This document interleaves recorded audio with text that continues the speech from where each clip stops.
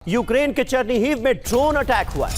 रिहायशी इलाकों में कामिकाजी ड्रोन से अटैक किए जा रहे हैं। ड्रोन अटैक में कई घरों को भारी नुकसान हुआ है, कई लोगों के घायल होने की खबर है। ये देखिए किस तरह से सिविलियन इलाकों में कामिकाजी ड्रोन से हमला किया गया।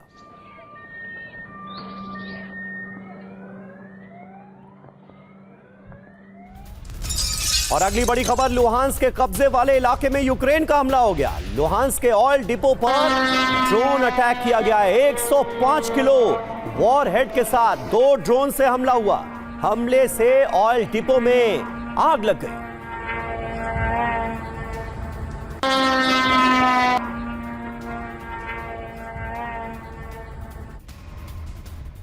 और पूर्वेस्निक मिसाइल पर यूक्रेन में भी बड़ा तनाव है। ज़ेलेंस्की ने की है अपने सेना प्रमुख के साथ मीटिंग। रूसी आक्रामकता के खिलाफ ये बैठक की गई। रूस पर विध्वंसक हमलों की प्लानिंग है। लंबी दूरी के हथियारों से हमले की रणनीति बनाई जा रही।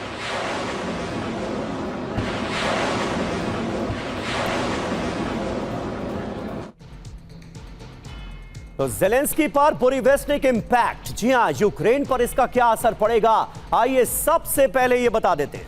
टकराव का खतरा इससे निश्चित तौर पर बढ़ सकता है। रणनीतिक डर बढ़ेगा, सैन्य संतुलन बदल सकता है, नाटो की प्रतिक्रिया भी तेज होगी, यूक्रेनी एयर डिफेंस सिस्टम पर दबाव पड़ेगा, परमाणु खतरे की आशंका बढ़ेगी, यूक्रेनी जनता में असुरक्षा और ज्यादा बढ़ेगी। और आइए अब अपने तमाम खास मेहमानों से आपका परिचय करा दें। मेजर जनरल वी के दत्ता हमारे साथ मौजूद हैं, महेश सचदेव सर हमारे साथ मौजूद हैं, पूर्व राजदूत। इसके अलावा विदेश मामलों के जानकार डॉक्टर संदीप त्रिपाठी हमारे साथ मौजूद हैं स्टूडियो में ही। लेकिन सबसे पहले आपको एक बार फिर मैं लिए चलूंगा रूस की राजधानी मॉस्को, जहां से हमारे सहयोगी मनीष झा इस वक्त जुड़ चुके हैं। मनीष, वाकई पूर्वेस्निक के टेस्ट ने हड़कंप मचाकर रख दिया है नाटो देशों में और अमेरिका में भी। रूस में इस खबर को कैसे देखा जा रहा है? क्या मैसेज देने की कोशिश की गई पुतिन की तरफ से, जिसने बिल्कुल अपने लक्ष्य पर हिट किया है? देखिए, ये अगर मैं कहूं कि अभी तो पुतिन के तर्कस में कई और तीर हैं तो वो गलत नहीं होगा। लेकिन ये तैयारी यूक्रेन के लिए नहीं है, ये तैयारी उस महायुद्ध के लिए है जिसकी आशंका हम सब जता रहे हैं। और देर सवेर जब वो होगा तो बेहद विध्वंसक होगा।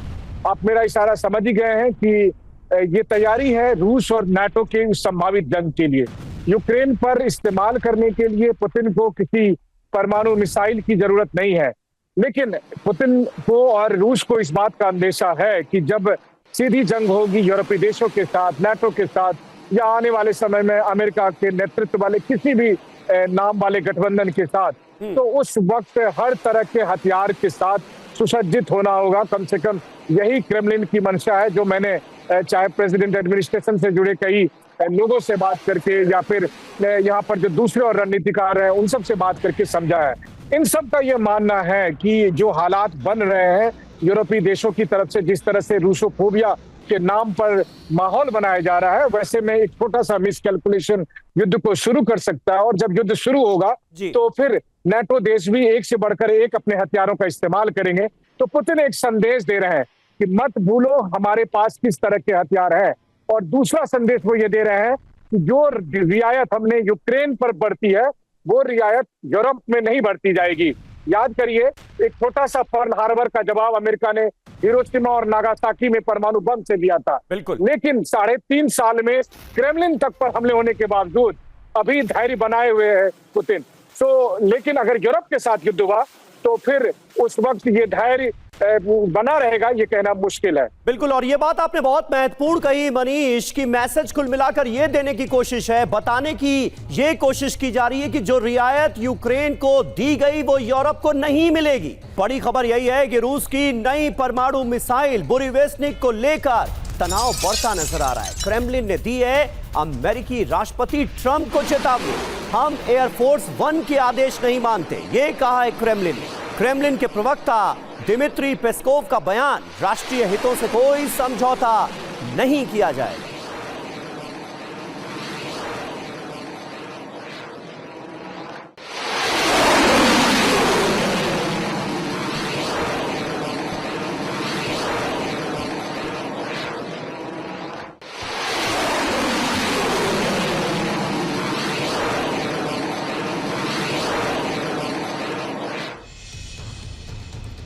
और इसीलिए इसे बुरीवेस्निक पर शीत युद्ध पार्ट 2 माना जा रहा है। ट्रंप का बयान देखिए क्या है, युद्ध खत्म करो, मिसाइलों का टेस्ट बंद करो, ये कुल मिलाकर डोनाल्ड ट्रंप कहते नजर आ रहे हैं। क्रेमलिन ने जवाब दिया है, कहा है कि हम अमेरिका का आदेश नहीं मानते, हमारे राष्ट्रीय हित हमारे लिए सर्वोपरि हैं। बुरीवेस्निक से संबंधों में तनाव नहीं कहा जा सकता कि इस मिसाइल के टेस्ट की वजह से संबंधों में तनाव हो रहा है। अब बुरीवेस्निक के 5 रहस्यों से भी पर्दा उठाते हैं।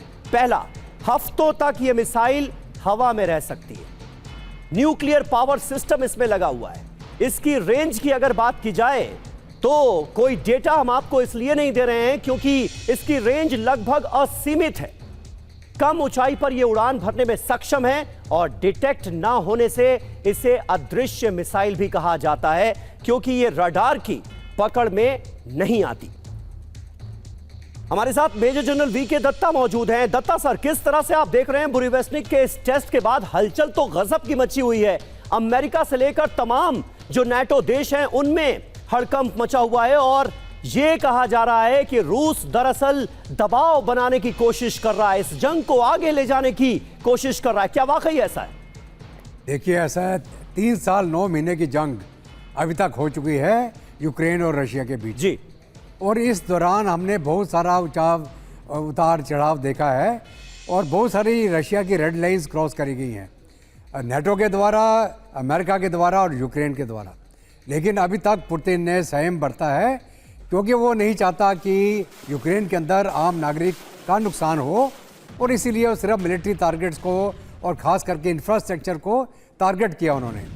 अभी जो वार्ता हुई थी पीछे अलास्का में पीस टॉक की जंग बंदी के लिए, उसके बाद फिर वो जो शर्तें थी नहीं मानी गई और ये जंग अभी जारी है। और बल्कि जेलेंस्की जब गया था टोमाहॉक मांगने के लिए अमेरिका से, उस समय ट्रंप ने बोला था कि अभी हम इसके ऊपर विचार करेंगे और अभी हम नहीं देंगे। तो अभी क्या है कि यूक्रेन ने अपनी जो क्षमता बनाई थी ड्रोन वॉरफेयर की और लॉन्ग रेंज मिसाइल्स की, तकरीबन वो 1500-2000 तक उसकी भी रेंज उसने बना ली है और वो लगातार रूस का इंफ्रास्ट्रक्चर को टारगेट करता चला रहा था। उनके जितने एनर्जी इंफ्रास्ट्रक्चर हो गया, पावर प्लांट्स हो गए, और अभी आपको याद होगा बेलग्राड में इन्होंने स्ट्राइक करके डैम के जो गेट है उनको डैमेज कर दिया है। और साथ साथ में अमेरिका ने धमकी दी कि मेरी जो 2 न्यूक्लियर सबमरीन है वो रशिया के आसपास पहुंच गई हैं, तो इसलिए जो रूस है उसको जंग बंद कर देनी चाहिए। इसी के एवज में रूस ने बताया पूरी दुनिया को कि हम ये न्यूक्लियर धमकी से डरने वाले नहीं हैं। हमारे पास जिस प्रकार के हथियार है, दुनिया का कोई भी ऐसा देश नहीं है जिसके पास उसकी कोई काट हो। और जो बुरीवेस्निक या जिसको हम 9M730 रशिया ने उसका नाम दिया है और नाटो ने उसको स्काईफॉल का दर्जा दिया है, ये इस प्रकार की मिसाइल है जो एक टेक्नोलॉजी जो समझ से बाहर है।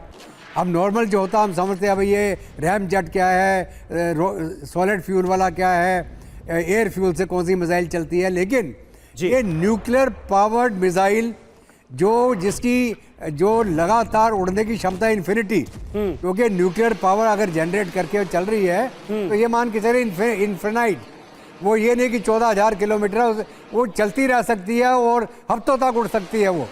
और वो क्या है, सी स्किमिंग का मतलब है कि बिल्कुल लो फ्लाइंग, जिसको क्रूज मिसाइल बोलते हैं, और ऐसी मिसाइल को किसी प्रकार से इंटरसेप्ट करना और उसको गिराना। तो अमेरिका के पास इसकी कोई काट मौजूद है या नहीं है आपके हिसाब से? फिलहाल आज के दिन में इसकी काट बहुत मुश्किल है। जब तक कि कोई एयरक्राफ्ट बिल्कुल उसके ऊपर आके उसको विजुअली ना देख पाए और उसी बराबर की स्पीड ना हासिल कर पाए, तब तक इसको नहीं गिरा सकता। और अगर वो गिराएगा और अगर ये न्यूक्लियर है तो न्यूक्लियर जहाँ गिरेगी वहाँ पर भी तबाही होगी।